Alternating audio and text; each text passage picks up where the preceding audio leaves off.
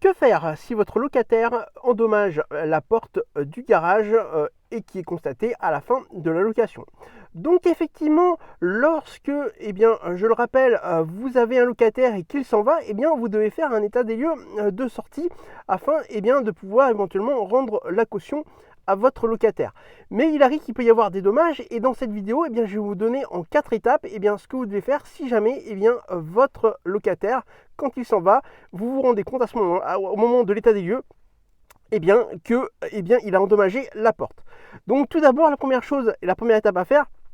c'est de bloquer la caution lorsque vous établissez l'état des lieux et que vous vous rendez compte effectivement qu'il y a des dommages, pour éviter justement de lui rendre la caution alors que il y a des dégâts et que vous allez devoir faire une estimation de ces dégâts avec des professionnels.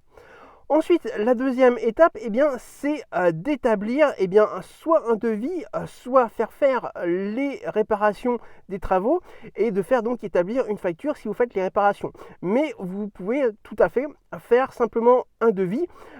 pour pouvoir ensuite passer à la prochaine étape. Enfin, ensuite, donc la troisième étape, c'est de tout simplement de donner et de transmettre au locataire, donc à votre ancien locataire, le devis que vous avez fait ou éventuellement la facture. Mais vous pouvez le faire, comme je vous disais à l'étape précédente, juste le devis et lui présenter le devis afin qu'il paye tout simplement le prix qui est indiqué sur le devis afin que vous puissiez faire les réparations d'usage pour que